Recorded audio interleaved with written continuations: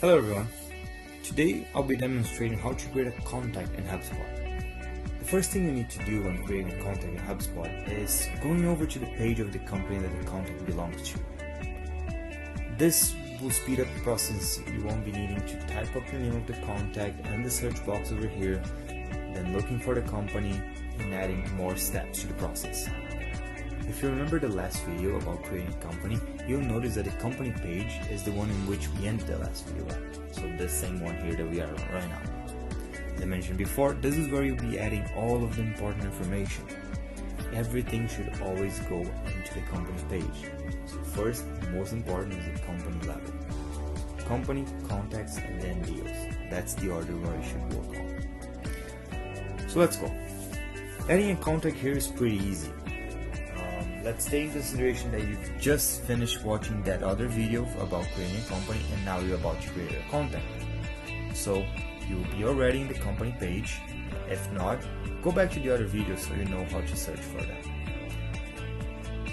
So right here on the company page, all you have to do is looking over on the right side, you see that there's a few boxes with certain titles, so contacts, deals, spend the dog, tickets, related companies, all of those. What we're going to be working on today is going to be on contacts. This tab here, or box, is where all of the contacts are stored. Once you add one, you'll be able to see them here, and clicking on its name, you'll be able to get more information about the contact. So let's go. First thing you want to do is clicking on add a contact. This will open up a page that will allow you to search the entire database of HubSpot for that contact person. Here you can either search by name or email address. So let's try first by name. As you can see, no results were found for Bruno for us. Then a button will show up as create a new contact. But let's say there's a contact that's very common. See? Say we just looked up for John, right? So there's a bunch of Johns. Same process works when creating a contact that has a name that's very common. You just go all the way to the bottom and then click on create a contact here. It's pretty easy.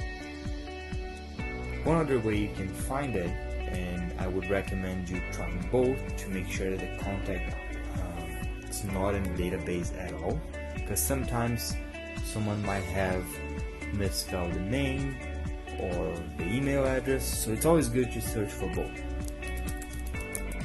So let's just search for an email.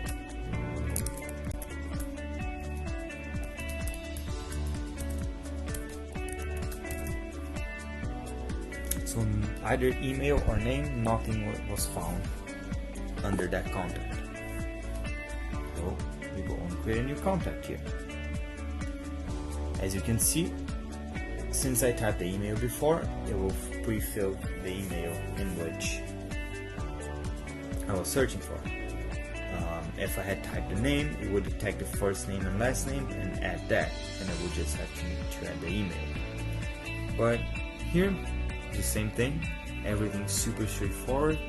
So you just want to type the email of the person if it's not here already, and name, last name, phone number, and then here over on contact owner, instead of putting the head of your department, you are going to put your name. So in this case, since I'm logged in over in the proposal coordinator account, the default will be proposal coordinator. When you're logged into your account, your name will be showing up here. You want to leave that as it is. We want to have all the contacts assigned to specific people, so then we can better track them in case we need it. Job title is not a required field, but it's really important if you have. So if you can, input it in, type it in. If not, you can leave that one. And here we're gonna go to the CASL content type. CASL stands for Canada Anti-Spam Legislation. So this is kind of important, because it will help us avoid sending emails to people that don't want to have any sort of communication from us. As a rule of thumb, If the company has been invoiced by us, you should select implied consent 2 years. If you're about to send a proposal, you should put implied consent 6 months. And if the person doesn't want to be contacted, well, you just need to put no consent. Expressed interest is if you're adding the contact and the company, but no proposals are going to be sent. So you just want to keep the company and the contact in our Hubspot database, but no, you're not putting any requests for proposals or anything like that. But let's just say we're about to send a proposal and it's a new company, so implied consent. Then the last two options are for M3 personnel or UHS. If you're not part of any of those, you don't need to worry about that, but if you are, we'll be giving you a specific training on that. And that's pretty much it. All you need to do now is just double check all of the information, see if everything's correct, and click on create a contact.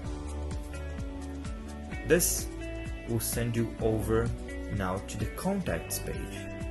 So remember when we explained about the company page? Contacts page looks almost the same. The only difference is that the contact name will be here, then the company name will be on the bottom, and then over here on the left, top left side, you'll see a green tab saying contacts instead of companies. That's pretty much how you know you are on a contact page. The way you go back to the company page is just by clicking over on the title. That's it, you're back on the company page. If you need to create a deal after that, you have to remember to come back over here and not just stay on the contact page, because also on the contact page you can create a deal, but you don't want to create over here. You want to go back to the company and create over on this one. We're gonna go over that on the next video. For create a contact, that's pretty much it, and if you have any questions, just let us know in the comments below. Thank you very much.